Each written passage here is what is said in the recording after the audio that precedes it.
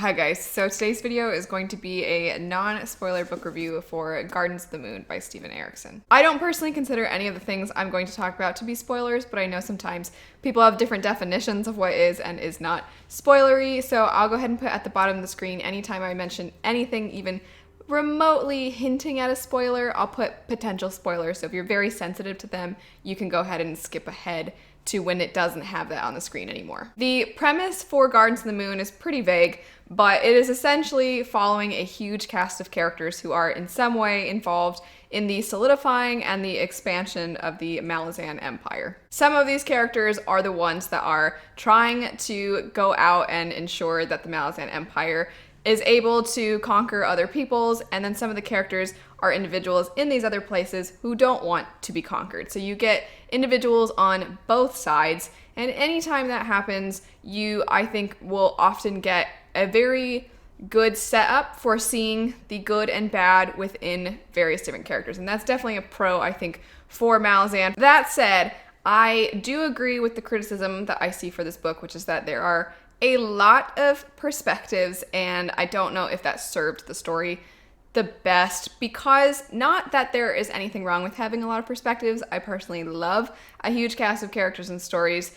Usually the more the better for me, but in this particular story, I did feel that having as many perspectives as we had didn't end up serving a purpose. A lot of times when you have a huge cast of characters, you kind of have to go out of your way to define the characters, and you have to make their personalities or their motivations very clear, so that way the reader, it's not even necessarily a matter of making it so the reader knows who's who, but making it so that the reader has connections to somebody or something. To be clear, when I say a lot of characters, I mean that even the messenger birds have perspectives. A lot of the characters that show up in this book I've heard show up in future books. So I understand that maybe trying to give these characters perspectives early on will help the reader later. I'm all for that, except if within this first book that perspective doesn't do anything for this first book, then I don't know if we needed it in this first book. You can name the character, you can have other characters interact with them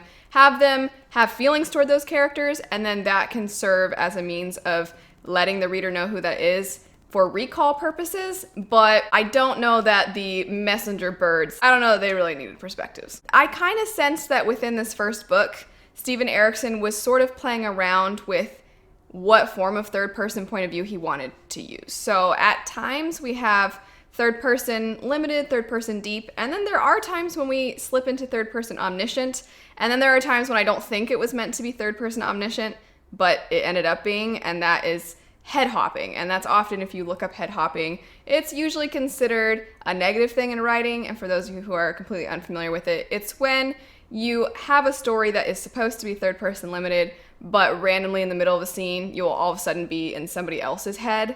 That's head hopping. Now, when you have omniscient point of view, the idea is it's a bird's eye view. You can go into any person, any character, and know their thoughts and feelings and see the scene from their perspective. And a lot of times with third person omniscient, you also have the narrator can have their own voice in the story, and then they can have that kind of connection to the reader, because it's almost kind of like they're letting the reader in on some kind of little story. It felt very much like we didn't know which one we wanted to use. You don't have to use one or the other, you can use a combination, but I don't know if in this particular story that I felt the use of both felt like it was with intent. This ends up tying back into the concept of there being potentially too many perspectives, because there's a scene, this is where it could be considered potential spoiler, there's a scene where somebody is trying to distract another character who needs to be distracted in order for their plans to go about smoothly.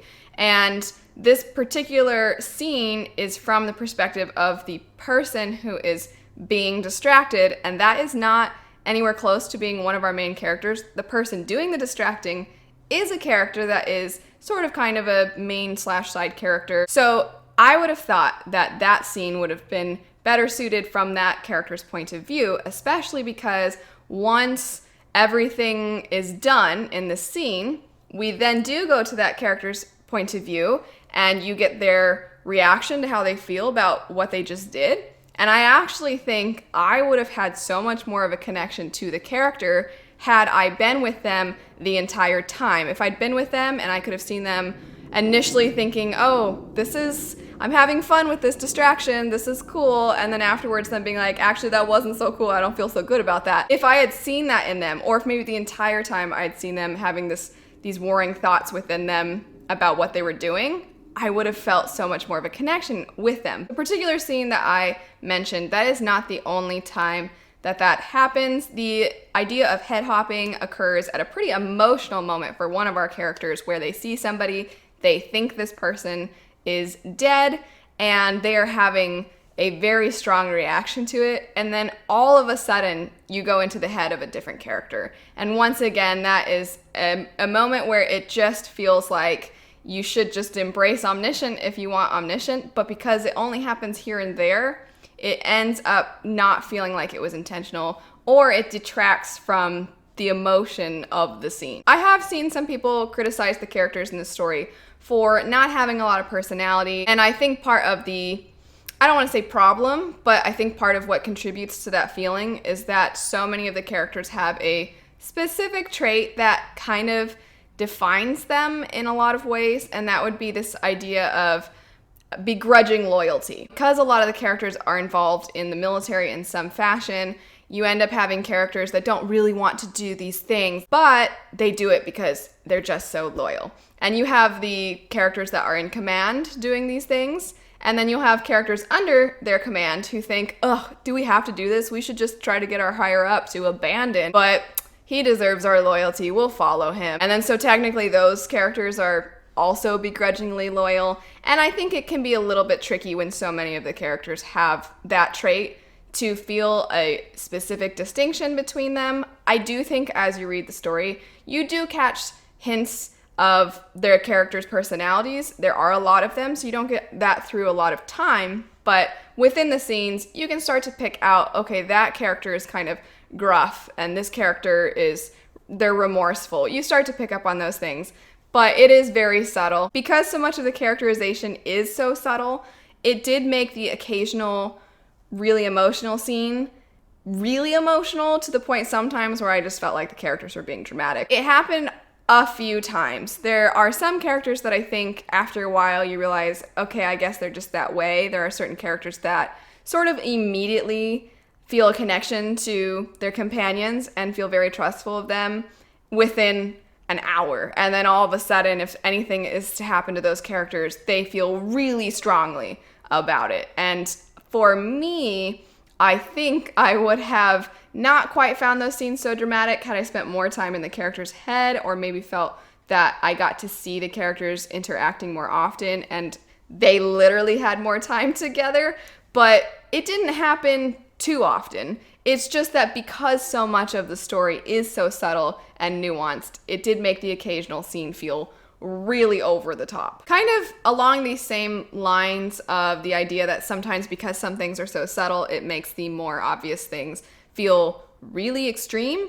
I think that is true of the magic system as well. So the magic system in the story is not really fleshed out whatsoever, and I'm not saying that the author himself doesn't understand the rules and limits of his own magic. I just think within this first book, you as the reader have no clue, and he doesn't really put in the effort to let you in on it. There is some intrigue for sure in not knowing in stories, not knowing characters' motivations, not knowing what they're gonna do, what their plans are, and not knowing how the magic works. I would say it wasn't even quite that level. If anything, I would say the lack of expanding on the magic system within this first book, it detracted from the stakes and the intrigue for me. I definitely was interested, which sounds contrary to what I just said. I was interested, I wanted to know more about the magic, but I wouldn't say that I was fascinated by it and I was wanting to learn more because it was so fascinating.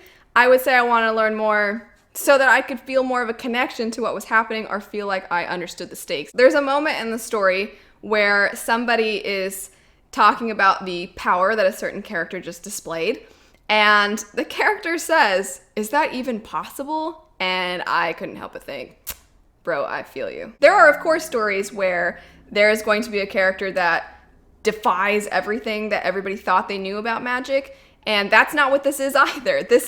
There is so much to the magic, and we don't know basically any of it.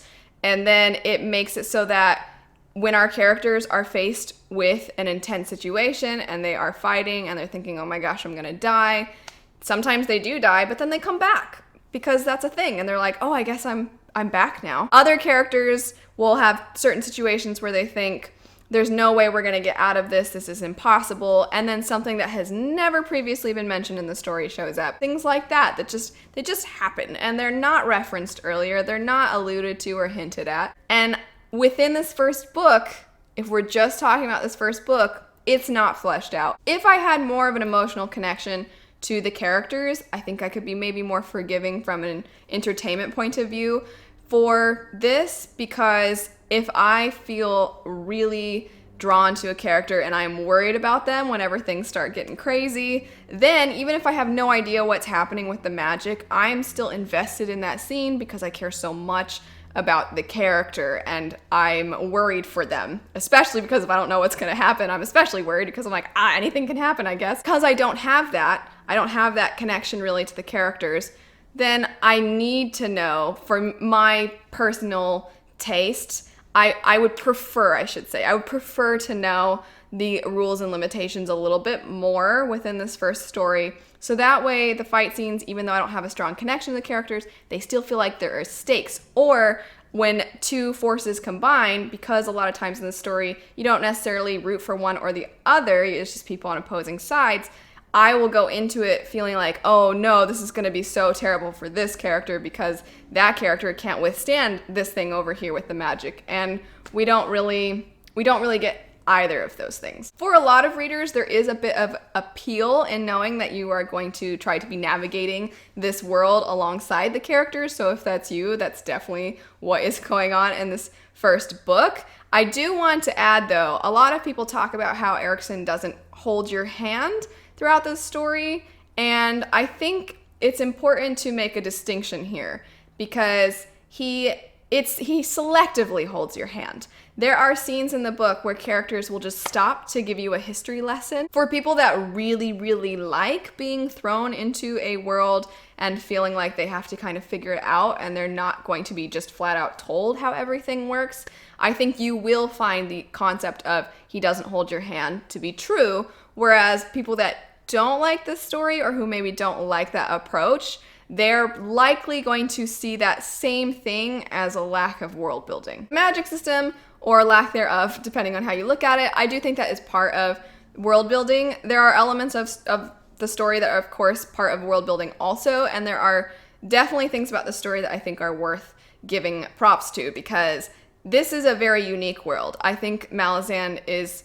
sort of a combination of science fiction and fantasy, and I personally haven't read too many books that do feel like a hybrid. There are different races and different kinds of beings, some of which are humanoid type things, and then others are dragons, things like that. So you've got a mix of kind of classic fantasy stuff alongside new things, which I always really like. Despite the world feeling so huge and so many different places referenced in the story, we do primarily stick to a specific location, and within that location, at least in this first book, I found, and I'm not trying to make any kind of social commentary or anything like that, I'm just saying I found it sort of unique in this world that there did not seem to be set gender roles. So in a lot of fantasy, which I enjoy seeing it when it's a reflection of our own world, or I like seeing in stories when the gender roles are completely unique to that world and very different from our own, I appreciate both.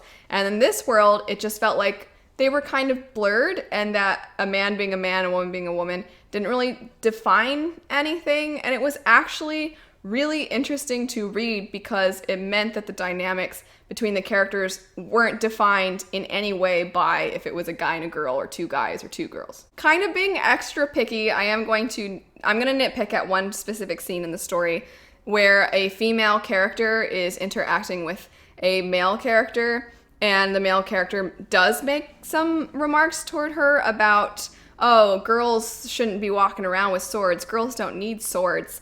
And that scene felt so out of place to me because Erikson, I think, has done such a great job showing throughout the rest of the story that that's not really the kind of world this is. And he solidifies early on, girls join the military. There's an empress who is ruling Malazan. You have females in mercenary garb, and people be like, that's a mercenary. They don't think, a woman mercenary, what? They don't think those things. So this particular scene where a character tells her, girls don't need swords. What are you doing with a sword? You're just a girl. I felt like that happened for convenience for the events that transpired right after that. But that's me being really extremely nitpicky. I didn't actually find that scene disrupted my whole reading experience or anything like that. It's just he did such a great job showing this particular side of the world being the way it was with the gender roles that scene felt very out of place to me. I did really enjoy how he went about describing the world around the characters in that he didn't really have long paragraphs. That is some of my favorite kind of world building, is when you have it through the characters' eyes, or at least it's based in the situations that are occurring. I like subtle world building like that. So for example, a lot of the characters are part of this assassin's guild, or they're thieves in this particular area. And because of this, you see them climbing up buildings, you see them on rooftops, on balconies, things like that. And instead of having a long paragraph in the story of, oh, the city was littered with buildings with balconies and rooftops that you could climb on, instead of just flat out saying, here's what's up with what it looks like, they hinted at it through how the characters interacted with the city. That's the kind of world building I actually really like. However, if you like it being a little bit more obvious of lush, beautiful descriptions, he has that on occasion, actually, but I would say it's almost always through the lens of the character that's currently experiencing the places around them. In regards to the culture and the ways in which people go about their everyday lives throughout the book, we only get hints of differing cultures. You will have particular beings who are different from humans, or you will have really ancient beings, or you have gods and things like that, gods and goddesses that have their own realms essentially, and you get hints of all of that, and it's not particularly fleshed out, and it's intriguing, and it's something that I definitely think we will see a lot more of in future books. So he did a good job of kind of giving me a little taste of it. But I'm actually, even though I'm saying we don't get a lot of different cultures, I think that was a smart decision for this first book. There's already so much that you're having to latch onto, so many different characters and plot lines that you're having to pick up on, that if on top of all of that, you would have our characters have extremely different cultures from one to the next, it would be impossible. We would just lose track entirely. I also think Steven Erikson's writing style was a good move because he writes rather direct. I will say, kind of props to him, his vocabulary, I have no problems admitting that there were plenty of words that I didn't know when I was reading this story. I don't feel dumb admitting that because I don't know all the words. I actually felt like while I was reading it, I was like, wow, he really has a good range of vocabulary, which is,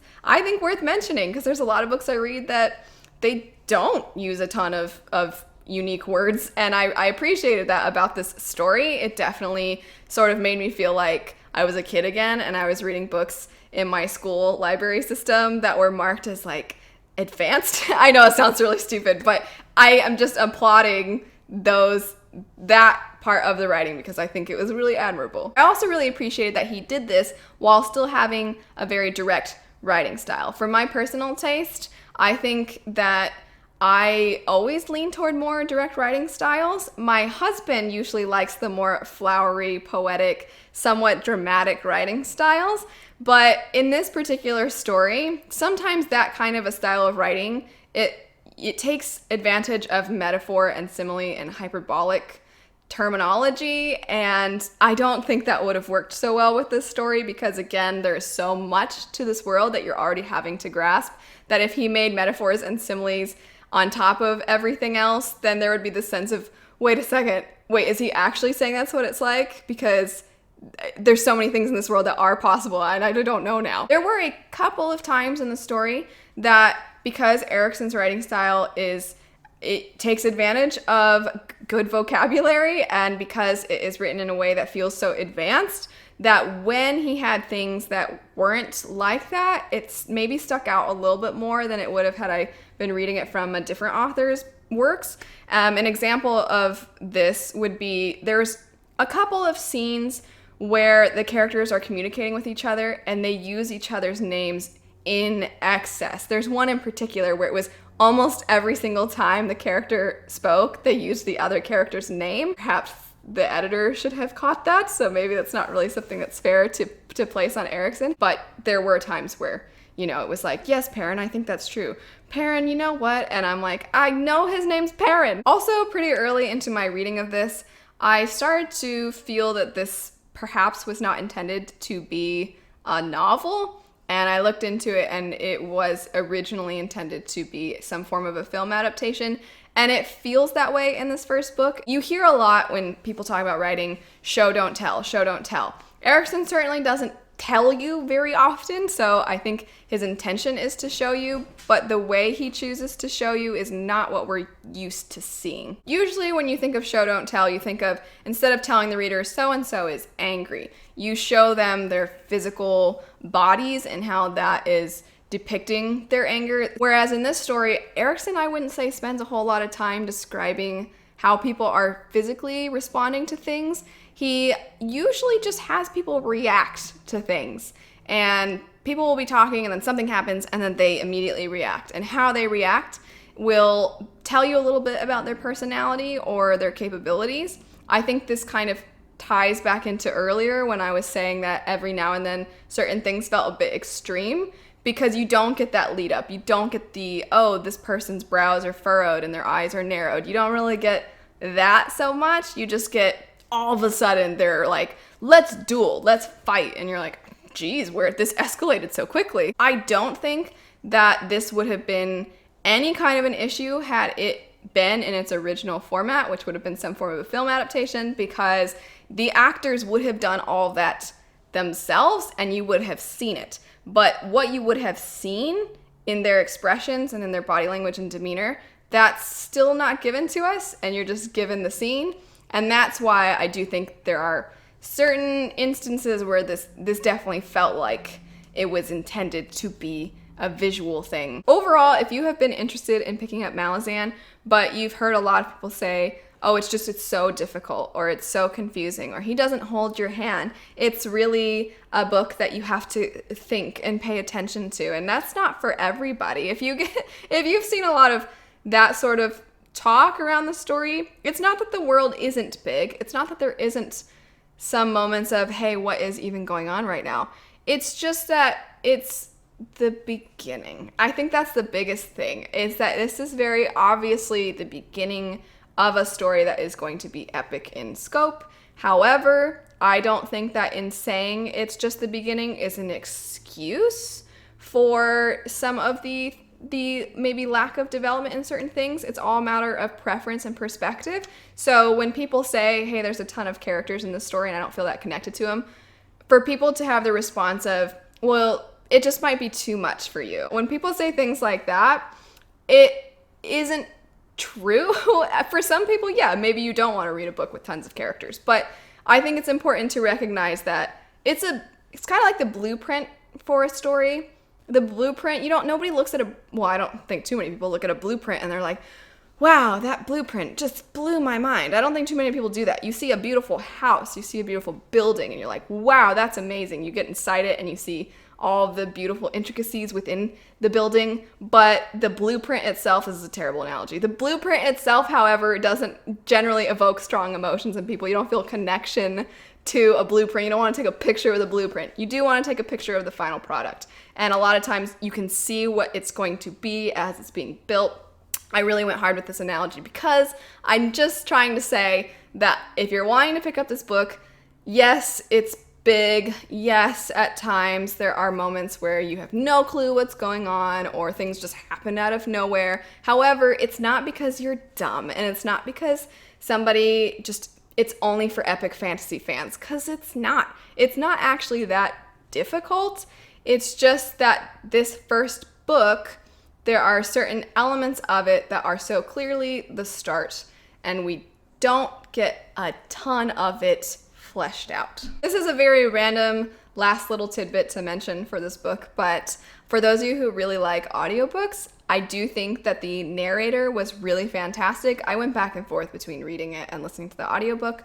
I really liked his voice. However, in this story, it goes back and forth between perspectives so often, and the narrator basically doesn't give any amount of time in between perspectives. So typically when there's a shift in perspective, there's a page break, and there is in the physical copy, but the narrator kind of just keeps going.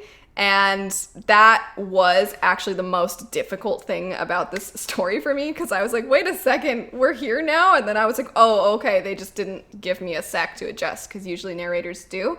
So just a little heads up. If you're wanting to get into Malazan, I do have a buddy read going on for it, so you are welcome to join whether you're a seasoned Malazan fan or you're a newbie. You can join whenever. The group is really good about not spoiling things unless we have specific spoiler posts. And then also, if you are wanting to get more of my thoughts or my husband's thoughts, because he read this first book as well, I officially have a Malazan playlist, so I'll have that linked below as well. If you want to chat spoilers, feel free in the comments down below. Just write spoilers really big so that nobody ends up getting spoiled. And if you haven't read it but you're interested, or maybe you're on the fence, feel free to let me know. I'd love to chat with you about it. But anyway, thanks so much for watching. I hope you guys have a great rest of your day, and I'll see you all later.